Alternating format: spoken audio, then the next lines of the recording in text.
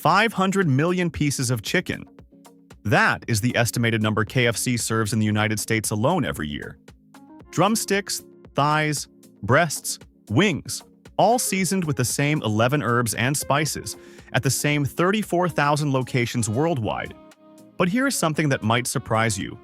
Every single piece traces back to one of exactly 2 genetic lines, designed not by KFC, not by any chef, but by 2 companies most people have never heard of.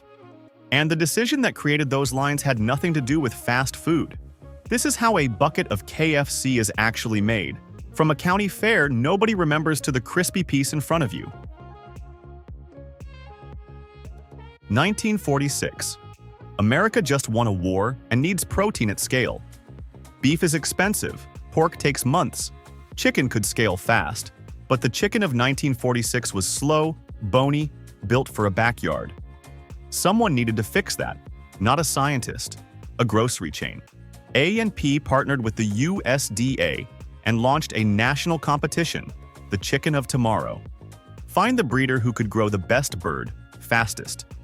40 finalists, 25 states, 720 eggs each, hatched and raised under identical conditions for 12 weeks. One metric, edible meat per pound of feed.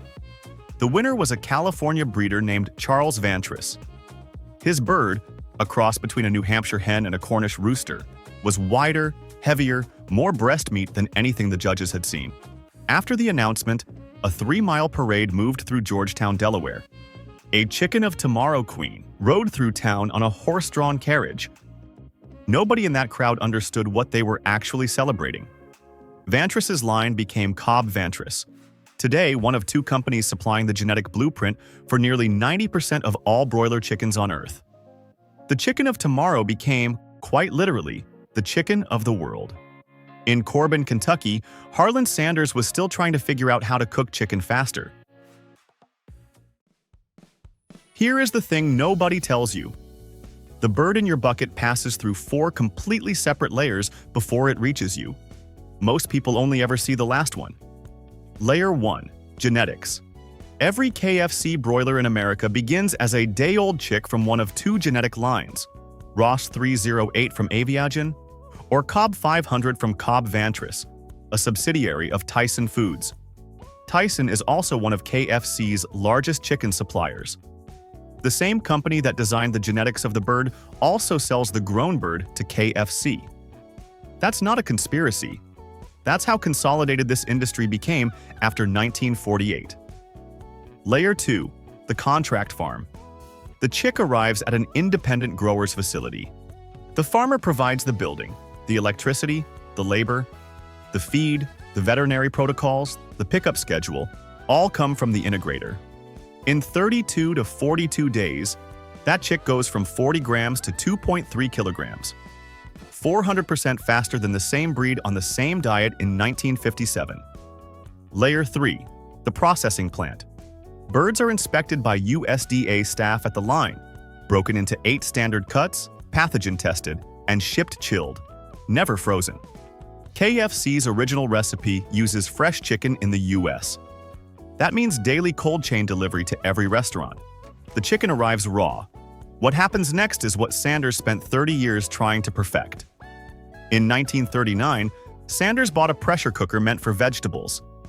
One afternoon, he filled it with oil and dropped in a piece of floured chicken. Dangerous. He knew. He did it anyway. Seal chicken inside a pressurized chamber with hot oil, and the moisture inside the meat has nowhere to escape. It stays in the fibers. The outside crisps. The inside stays deeply juicy. Something pan frying can never deliver because the surface dries out before the interior is done. A pressure fryer cuts cook time from 30 minutes to 9. Sanders filed for a patent in 1962, granted in 1966. U.S. Patent 3,245,800. Then the blend. 11 herbs and spices, split across 3 separate companies. 2 produce half each independently. A third combines them. No one person, including the CEO of KFC, holds the full formula.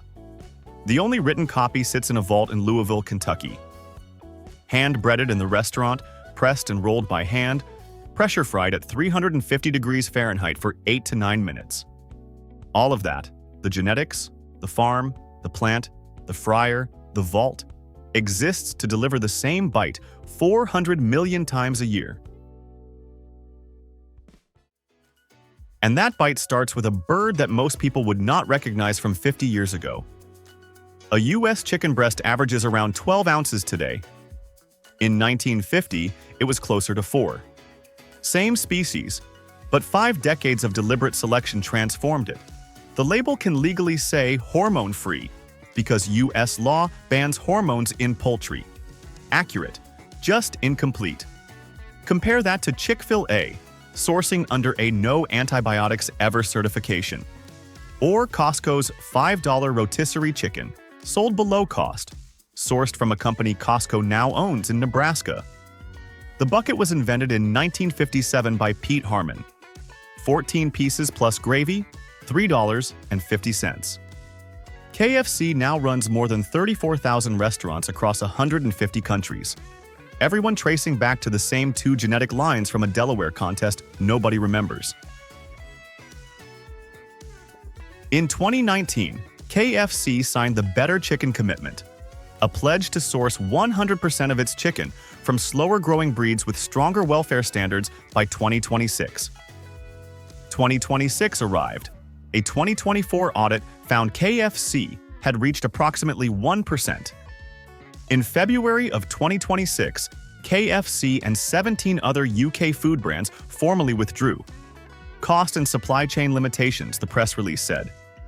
The system that delivered 500 million pieces of chicken last year, with near-perfect consistency across 150 countries, could not find a way to change the bird inside it. That is the trade-off nobody prints on the bucket. Here's what you carry out of this. The next time you're holding a piece of KFC, you're holding the end point of a chain that started with a parade in 1948 that became a system feeding billions. That is an engineering achievement. You know, Sanders sold the company in 1964 for $2 million, then spent years telling food writers the new owners had turned his gravy into sludge. You know the farmers raising those birds don't learn what they'll be paid until the flock is picked up. Their wage is set by a weekly ranking against neighboring farms, bottom growers subsidizing the bonuses of the top. You know the name changed from Kentucky Fried Chicken to KFC in 1991 because fried had become a liability. Texas A&M projected in 2025 that the fertility rate of broiler parent flocks may fall from 75% towards 60% by 2050, the same selection that made the bird grow faster. The misconception that KFC's secret is the recipe exists because the recipe is the only part ever designed to be seen. It started with a parade through a small Delaware town and a breeder nobody remembers. It ends in a bucket that 1 billion people recognize on sight. That is the process. We reveal how things actually work, one story at a time. If there is something you would like us to explore next, let us know. Until then, trust the process.